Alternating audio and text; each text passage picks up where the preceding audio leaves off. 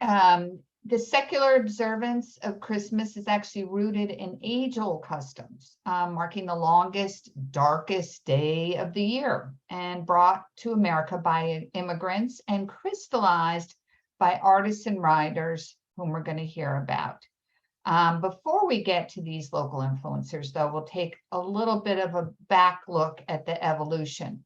This picture is the one, it's often cited as being the image on the first Christmas card, which was commissioned by British patron of the arts Henry Cole in the 1840s. We'll hear about the first American cards created by Louis Prang and their connection to New Rochelle shortly. So the holiday start in America was a bit rocky, so to speak. Christmas was forbidden in Plymouth and the other Protestant settlements. Anybody who is found observing by abstinence of labor, feasting, or any such days as Christmas shall pay every offense 5 shillings, declared the General Court of Massachusetts. And this law remained until 1856. Slowly through the centuries, the customs of a gift-bearing figure or figures, the use of evergreens and illumination, all with origins in pre-Christian or pagan times, would eventually evolve. Although Saint Nicholas was largely forgotten in Protestant Europe after the Reformation, Sinterklaas, as he was called, was kept alive in Holland. The early Dutch settlers brought their December 5th St. Nicholas traditions to New Amsterdam. Documents as early as 1654 record proclamations canceling council meetings, shown here, for 3 weeks during December and January. And during that time, commerce was also suspended, although candy and toy stores remained open. St. Nicholas, children were told, journeyed all the way from Holland to the New World on the Christmas ship. Dressed in a long white robe and wearing a mitre and carrying a staff shaped similarly to a candy cane, please note, he would make his rounds on a great white horse. Children placed their wooden shoes, sabots, often filled with hay and carrots for the horse, by the hearth or just outside the door on the eve of St. Nicholas feast day. On the morning of December 6th, the children got up early to find the goods left by St. Nicholas, gifts of cakes, fruit, toys if they were good, or switches or coal if they were bad. Various characters assisted St. Nick in doling out the treats or non-treats. In Holland, it was Zwart Piet or Black Pete, a freed slave or more. In Germany, this figure Knecht Ruprecht, shown on the right, accompanied their St. Nicholas. As 17th century New Amsterdam became 18th century New York, all traces of St. Nicholas virtually disappeared, except in the homes of families that were of Dutch and German ancestry. So meanwhile, down south, the Anglican members of the Church of England, as opposed to the Puritans, the Anglicans who settled in the South celebrated Christmas well before the holiday gained general acceptance. Captain Smith and his men left Jamestown at the end of December to seek food for the starveling settlers. Winter weather forced them to stay at the Indian town they called Hampton for 6 or 7 days, and their diary reports the extreme wind, rain, frost, and snow kept us to keep Christmas among the savages, where we were never more merry, nor fed on more plenty of good oysters, fish, flesh, wildfowl, and good bread, nor never had better fires in England than in the dry, warm, smoky house of the Indians. By the mid-1700s, the white people of Williamsburg and in the plantations of the South hosted Christmas celebrations in the tradition of their native England. There were balls, fox hunts, games, and all other kinds of adult festivities. The Christmas season provided a great opportunity for families to get together for mini reunions and lots of parties. From the middle of December until 12th night, which was January 6th, from Epiphany in the Bible, the life of a country gentleman and his wife would be consumed in entertaining or being entertained. As reported in the London Magazine in 1746, all over the colony, a universal hospitality reigns with full tables and open doors. The well-stocked pantries and food cellars provided for the meals and feasts. They've gone into months of preparations for this. Now, the Christmas tree had not yet arrived in America, but there was a cone-shaped centerpiece usually adorning the table. And the manor homes in the South were festooned with holly, boxwood, magnolia leaves. Apples and fruits were brought by horseback from Florida. And these welcomers, as they were called, always involving a pineapple, were created. This one is from Williamsburg, which still gets dressed up each holiday season as it did back in the 1700s. The decorations and this joyful nature provided a really good setting for courting and weddings. Both George Washington and Thomas Jefferson were married during the Southern American Christmas season. At this time, it was a holiday for grown-ups, really just for grown-ups with a little bit for children. The renewed celebration of Christmas gained acceptance during the age of Victoria, the 64-year reign of Queen Victoria in the British Empire. That ended in 1901. In England and in the urban areas of America, the holiday season shaped into a time of festivities for children, for adults and children. Now, the Victorians did not invent the custom of decorating the house, but they did enrich the tradition with inventiveness and enthusiasm. Evergreens and everlasting flowers were used for adornment. Ropes of garland were tied with red ribbon. Boughs were tucked into portraits. Sprays of yew, myrtle, and boxwood lined the mantels and windowsills. Chrysanthemums, Christmas roses, and camellias punctuated the greenery. This was the darkest time of year, so this meant there was still life. The greenery meant there was still hope, there was still life, and they used it abundantly. The Victorian Christmas renewed the medieval custom of extravagant meals and feasts prepared weeks in advance. The most opulent was Christmas dinner.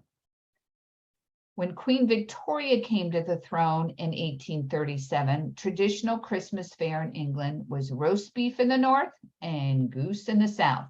This remained the case for many years. And reminiscent of Christmas in medieval times, roast boar's head and roast peacock were very popular and served with great fanfare. It was said the most beautiful woman had the duty of serving the roast peacock. And of course, plum pudding was truly a Victorian dish and made without plums. Silver charms were hidden in the pudding during the cooking, and it was frequently topped with a sprig of holly and served blazing. The German background of Prince Albert led to the popularization of the Christmas tree in England and then in America. Albert first decorated a tree for Windsor Castle in 1840. The tabletop evergreen was illuminated with small candles and embellished with sweets, tiny baskets, and other receptacles of candies, fruit, and gilt-covered gingerbread. On top was an angel with outstretched wings holding a wreath in each hand. 8 years later, the Illustrated London News printed an etching that depicted the scene. It's shown here. And this is meant to be Queen Victorian. So it's somewhat romanticized. In 1850, the American Godey's Lady Book used the same picture, although the couple was not named and Victoria's tiara was removed. The influence of the magazine was tremendous. Families across the country started decorating their own trees. in similar fashion. This is when I said romanticized. This is a picture of Queen Victoria at the time. So in America, with the heavily forested lands, larger trees could be cut and decorated even more elaborately. And it, depending on what geographic area the holiday was being celebrated, the decorations would be geared for that period, that location. In Pennsylvania Dutch country, they actually stuffed critters to put on the trees. I can't imagine the odor. In seashore locales, strung shells were popular. Throughout, there would be all kinds of items of toys and these little cornucopias that came from England, filled with candies. Christmas had really begun to take hold in America. And it was largely due to the writings of Washington Irving. He epitomized the American interest in traditions and antiquities of an older society in his writings. In 1809, his first major work, A History of New York by Diedrich Knickerbocker, provided the first literary description of St. Nicholas in America. The satirical history of Dutch New York introduced a jolly old elf who rode over treetops on December 24th, dropping gifts into the chimneys for favored children. Here's the book jacket for the Knickerbocker's history. It's interesting, when Irving wrote this book, it was actually, he put together a PR stunt. The New York Police Department bought it and bought ads in the local papers saying that this historian had disappeared. Well, it gained such interest, people bought the book, and it gained incredible popularity. There's a whole section called Christmas Tales, and that was what people were calling the vision from Old England to make it in America. The Merry Figure by Irving and the subsequent descriptions was enthusiastically embraced by America. The book was a bestseller and the legend spread quickly. In his best-known work, The Sketchbook, the American novelist chronicled his travels through Britain in the early 1800s.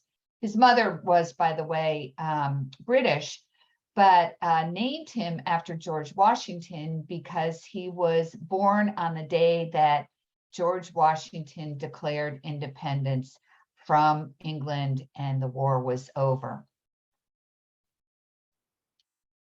By the 1820s, the book was so successful in both Britain and America. Charles Dickens often credited with providing the first literary influences of the Christmas holiday. It should be noted that Dickens was 8 years old when the sketchbook was published. So it was really pre-Charles Dickens. It was Washington Irving that took this tradition to the general public. The Old Christmas Stories of Irving's sketchbook provided an enduring image of earlier times, with jolly squires entertaining friends by roaring fires and stout coachmen, urging horses down snow-covered lanes. So Washington Irving chose Westchester for his final home. His passion for Christmas accompanied him to Sunnyside, which he purchased in 1835.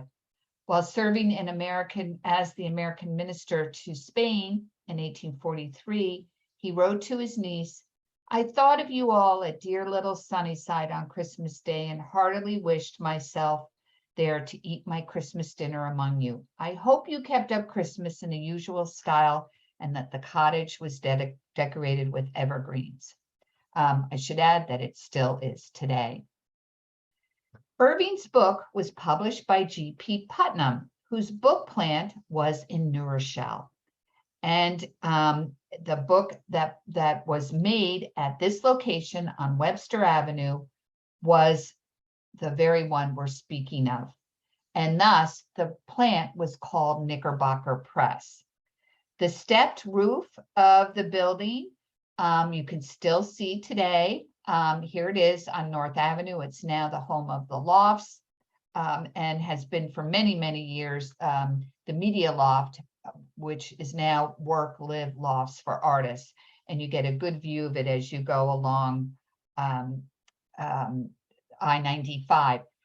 G.P. Putnam's sons published a great many books. Probably Washington Irving was their biggest seller.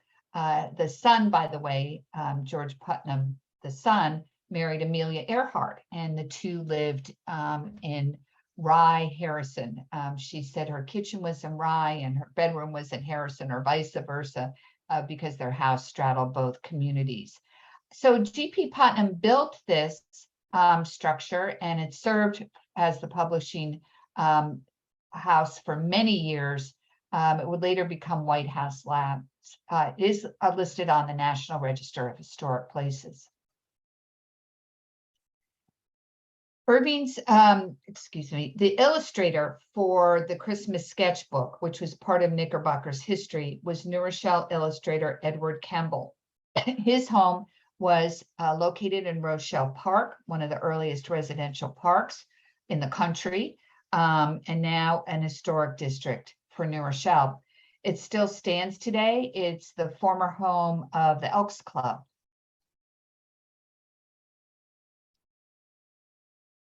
Irving's portrayal of St. Nicholas was the stepping stone for the famous poem that begins, "'Twas the Night Before Christmas." And even though this gentleman doesn't live in New Rochelle, we need to talk to him about him because he was, for a very short time, a Westchester resident.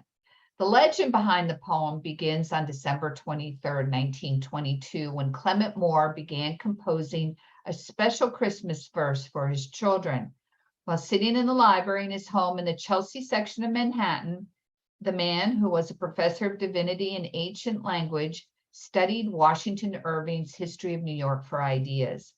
The next night, he read his Christmas Eve poem to his 9 children, while his wife and house guest, Harriet Butler, listened on. As the story goes, Miss Butler was so enchanted with the poem that she copied it down and sent it anonymously to her hometown paper, the Troy Sentinel. The newspaper published the poem in 1823 as an account of a visit from St. Nicholas. The warm sense of humanity and the depiction of the generously girthed, cheerful gift bringer presented an irresistible holiday scenario that captured the hearts of its reader. Despite overwhelming success of the poem, Dr. Moore would not take credit for the verse until 22 years later. So this was his home in Ossining, a house he purchased, and 42 acres of land that overlooked the Hudson in 1839. It was soon conveyed to his son, Benjamin, and although he was only 4 years old on the magical eve that the poem was first read, the house, called Moorhead, is often mistakenly credited as being the house described in the poem, but it's still referred to as the Christmas house and stayed in the Moore family for over 100 years. So by the mid-1800s, illustrators were employed by the national newspapers and magazines as full-time staffers. Photography had not been developed, it's just fledgling.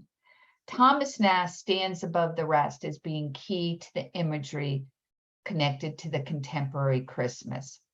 He was a political cartoonist at heart. He created Boss Tweed of Tammany Hall and the Republican Elephant, shown here. Nast's work in Harper's Illustrated Weekly took him to the battlefields of the Civil War, and while covering the war, Nast recognized the utter despair and desolation of the young men fighting, particularly at Christmas time. He began distributing to the soldiers his detailed illustrations of Moore's poem. These were very idyllic Christmas scenes. Many of them had overtly Yankee flavor, and they also reached the wives and children via Harper's Magazine and other publications, really tearing at the heartstrings of the American public and those men serving. Nast first drew Santa Claus for the cover and centerfold of the 1862 Christmas issue of Harper's Illustrated. Drawing on his native German tradition of St. Nicholas, of the 4th century bishop we already heard about for his kindness and generosity. He combined that tradition of St. Nicholas and other German folk traditions of elves to draw his 1862 Santa. The artist further elaborated Clement Moore's St. Nicholas by giving him a long white beard, fur-trimmed coat, and a sprig of holly tucked behind his ear. Here's a colorized version. And here he is going down the chimney, just as was described in the book, in the story, in the poem.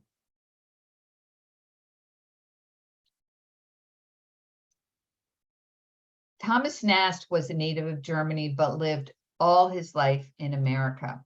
3 of his 5 children settled in Westchester. His son Cyril was an advertising executive who lived at 31 Coligny Avenue in New Rochelle. His daughter Mabel married John Crawford and lived at 100 Overlook Circle in New Rochelle.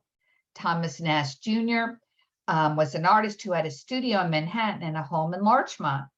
Mrs. Thomas, or Sally Nast, the cartoonist's wife, died while living with her children in New Rochelle in 1932. I skipped ahead to this gentleman, also an immigrant. Louis Prang was spreading Christmas imagery throughout America in another way. He was a native of Prussia, whose father was a textile manufacturer and of French Huguenot origin. His mother, Rosina Silverman, was German. Although he began his career in textiles, he would become a pioneering lithographer, having studied the new German printing innovations in 1864 while in Europe. Christmas 1873, Prang began creating greeting cards for the popular market in England and then selling them in America the next year, earning him the title Father of the American Christmas Card. Interesting, Prang was an active supporter of women artists, both commissioning and collecting artworks by women. Many of his lithographs featured works by female artists. In 1881, his company employed more than 100 women, and from 1880 to 1884, he held annual national Christmas card competitions, giving cash rewards for the top winners, many of them women, including the one who was the first prize winner, and she was a New Rochelle resident. Artist Rosina Emmett won the $1,000. She would win again, this time 4th prize for $200. Rosina and 3 other women in the prominent family of Emmets were early members of what would become a major art colony in New Rochelle. Here's the 4th prize winner by Rosina Emmett. The advent of the 4-color printing process provided endless possibilities, not only for Christmas cards, but even more importantly, for the covers of magazines, America's mass media at the time. The Queen City of the Sound became home to a great number of the nation's leading magazine illustrators during the golden age of illustration, a period of unprecedented excellence in book and magazine imagery that developed from advances in technology, permitted accurate and inexpensive reproduction of art. So there was a voracious public demand for new graphic art, and the covers of the magazines provided that. And the artists who created it were considered the rock stars of the day, and it was said that 90% of them lived in New Rochelle. Here's the other train station in New Rochelle. Between 1913 and 1938, the New York, Westchester, Boston Rail opened up the whole area of Waikagill and beyond, and that would become a very attractive place for the artists, as well as the south end of New Rochelle. The neighborhoods, beginning with Rochelle Park, and then the variety of other residential parks that would be spurned from this very, very successful little development, would continue to attract people in all walks of life, but particularly artists. And I believe it's because of the beautiful topography and natural feel of this community that was still country, but within commuting distance, and the publishers and the magazines in Manhattan. In 1913, the illustrators and artists, sculptors, photographers, all of them that lived here formed the New Rochelle Art Association, an organization that's still going strong today. 4 times a year, they exhibit at the New Rochelle Public Library, and they've been exhibiting at the library even when it was located at Main Street. They published this great little booklet in 1924. This was one of the pictures donated by one of the artists, Orson Lull, and this depicts downtown New Rochelle, particularly in the holiday season. The member who created the sign on the New Rochelle Pelham border was Edward Penfield, and this is one of his holiday depictions. As you can see, it harkens back to earlier times of medieval England and early America, when stagecoaches were still bringing people, particularly holiday visitors, to their destinations. And of course, this gentleman, Norman Rockwell, would be considered one of the most successful image maker for the holiday season. Rockwell was a huge admirer of another illustrator, Joseph Leyendecker, and would move to New Rochelle in 1916. And following the footsteps of his New Rochelle colleague, the simple joys of the Yuletide season were Rockwell's favored themes. And in fact, his first commissioned work was designing a Christmas card for Mrs. Arnold Constable. Beginning in 1919, and without interruption, Rockwell completed a Christmas cover for the Saturday Evening Post until 1943.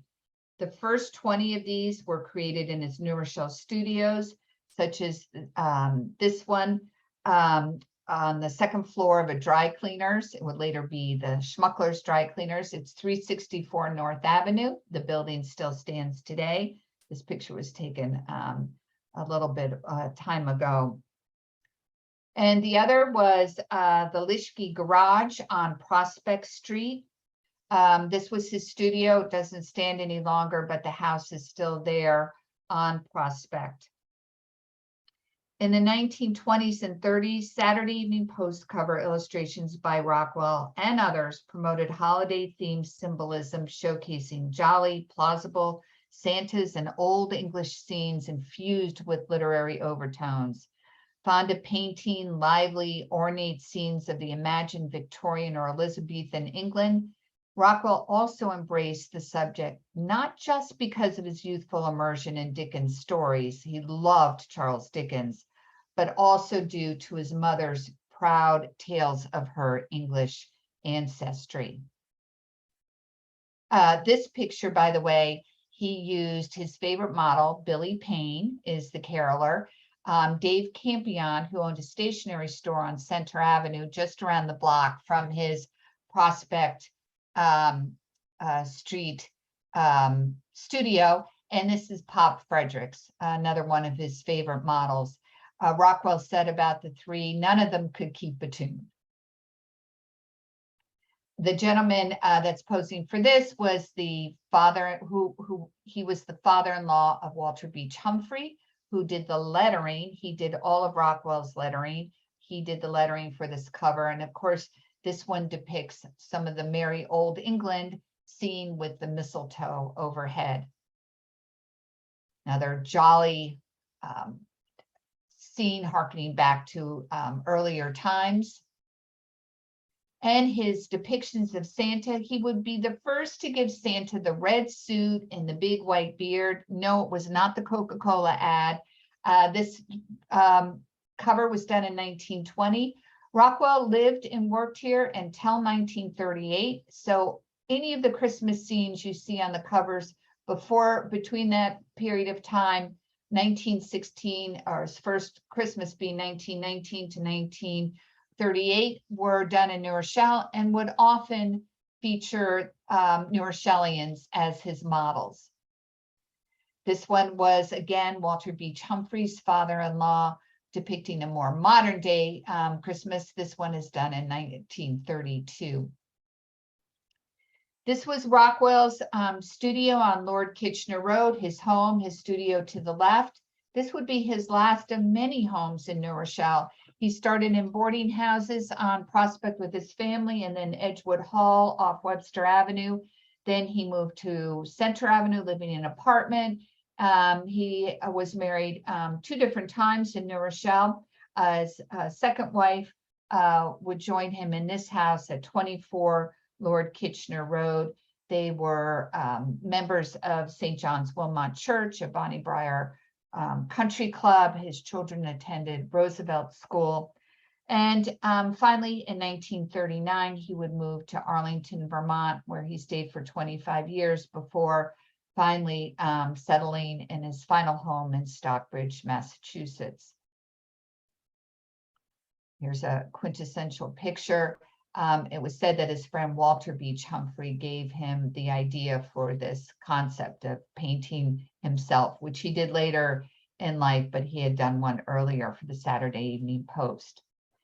His idol was Joseph Leyendecker, who actually moved to New Rochelle before 1900, coming here in the late 1890s. And he would do his first cover for the Saturday Evening Post in 1899. He was considered the father of American cover design, painting hundreds of images for the Post and other magazines, as well as for advertisements from his impressive home that he built on Mount Tom Road. He would live there until his death in 1954. He was probably more well-known, well, he's very well-known for his covers, but for advertisements, he was known as the man who created the Arrow Shirt Man. And these are very typical of his depictions. He loved the 1920s Art Deco style. What F. Scott Fitzgerald did it for that era in The Great Gatsby, he did through his depictions of the Arrow Shirt Man, as well as his covers of the Saturday Evening Post. The Post covers he did for 30 years, paid him up to $1,500 a cover. And his holiday covers were very well received. He also used New Rochelle children as his models. This model was the son of his caretaker, Mr. Cannell. This is Tom Cannell, who lived in Larchmont. His brother Jim, Tom Connell, they both pronounced their names differently, was a retired firefighter, was a firefighter in New Rochelle, now a retired firefighter. And this was one of Leyendecker's very popular. His Santa featured similar qualities as those drawn by Bavarian-born Thomas Nast, and Leyendecker was a German native. With the advent of 4-color high-speed printing, Leyendecker was the first one to give Santa's coat its very bright red color, and he would be followed by Norman Rockwell and all others. Here's another picture of one of the Cannell or Connell boys. I always say that there are a number of New Rochelle residents who are quite chagrined to learn that their bare bottoms went coast to coast. This was Leyendecker's very beautiful signature. You see, this was the December 24th, 1938 cover. But why Leyendecker is not only his depictions of Christmas, he's also very important because it was Joseph Leyendecker who brought to America the tradition of the New Year's Eve baby. This was a tradition started in Germany and carried over to America, where people would actually celebrate the new year with babies. They're always bringing them out for the clock turning to from midnight to 12:01. And Leyendecker would feature the New Year's baby on the first cover of the first Saturday Evening Post. And they often depicted things that were going on around the world, not always pleasant things, like the war or post-depression, as shown here. Here is his drawing to create the cover. This was another one during the war years. And this was his home on Mount Tom Road. Today, it's the Mount Tom School and Summer Camp. It has been for a number of years. Now we're going to come to Rudolph. Robert May, who grew up in an affluent Jewish home in New Rochelle, wrote the story of Rudolph the Red-Nosed Reindeer as a promotion for his employer, Montgomery Ward. It was written in 1939. He decided on making the deer the central character of the book because his then 4-year-old daughter, Barbara, loved the deer in the Chicago Zoo. He ran verses and chapters of the Rudolph poem by Barbara to make sure they entertained children, then made it into a booklet that was first distributed to customers of Montgomery Ward during the 1939 holiday season. Shoppers loved the poem, and over 2.4 million copies were distributed. But wartime restrictions on paper use prevented a reissue until 1946. And that year, another 3.6 million copies were distributed to shoppers, Montgomery Ward shoppers. In 1947, the head of Maxton Publishers, a small publishing company, took a chance and put out an updated print edition of the Rudolph poem book, and it was a bestseller. Interestingly, Montgomery Ward had the copyright for the story because they did the printing for their people, but they gave it back to Robert May so that he could get the book published. It shows that they were truly altruistic. In 1948, May's brother-in-law, Johnny Marks, just so happened, wrote words and music to adapt the story of Rudolph. Though the song was turned down by such popular vocalists as Bing Crosby and Dinah Shore, it was recorded by the singing cowboy Gene Autry and released as Rudolph the Red-Nosed Reindeer in 1949. It became a phenomenal success, selling more records than any other Christmas song, with the exception of White Christmas and Santa Claus is Coming to Town, which we're also going to see the New Rochelle connection. And here are the words. I won't be singing them for you, but if you come next Sunday, you're going to hear the song repeated quite a bit. Bing Crosby was one of the singers of Rudolph and other Christmas songs, including Frosty the Snowman, which was written by Jack Rollins and Steve Nelson in 1950, and capitalized also on the success of Gene Autry's Rudolph the Red-Nosed Reindeer. Today was meant to be Frosty Day in Armonk. They claim the writer of the Frosty story, and they make a very, very big deal out of Frosty Day in Armonk. Here are the other favorites of Bing Crosby, and you'll see his top 18, with Rudolph coming in at 14, I'll Be Home for Christmas at 11, and Santa Claus is Coming to Town. And that brings us to J. Fred Coots. He was born John Frederick Coots in Brooklyn, New York in May 1897. His mother wanted him to become a concert pianist, but he heard the siren call of Tin Pan Alley instead.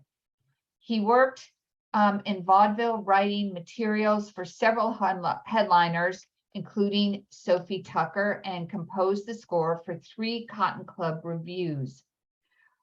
He also wrote Love Letters in the Sand, For All We Know, and his partnership with lyricist Haven Gillespie produced the jazz standard You Go to My Head and Santa Claus is Coming to Town. When he wrote the famous song, he was living in this house at 85 Mountain Road in the Larchmont Woods section of New Rochelle with his wife Marjorie and their 4 children.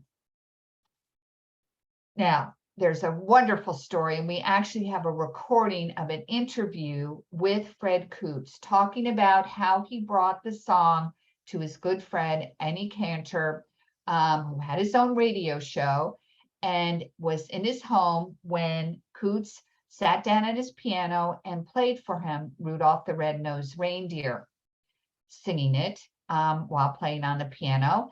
And Eddie Cantor said, gee, I don't think we need another holiday song. Well, Mrs. Cantor was next in the room next door, the kitchen, and she came running out saying, oh, Eddie, you've got to record this. You've got to record it. You will be the most popular man in America once parents hear the words to this song. And as you recall, you better watch out. You better not pout. Santa Claus is coming to town. So Eddie took his wife's advice, and good thing he did, because they made a whole lot of money on the song. The eventual earnings from Santa Claus is Coming to Town are estimated at $50 million, all from New Rochelle. It's been said that Fred Coots performed it at his daughter's in his daughter's classroom to entertain the children. And here are the lyrics to Santa Claus is Coming to Town.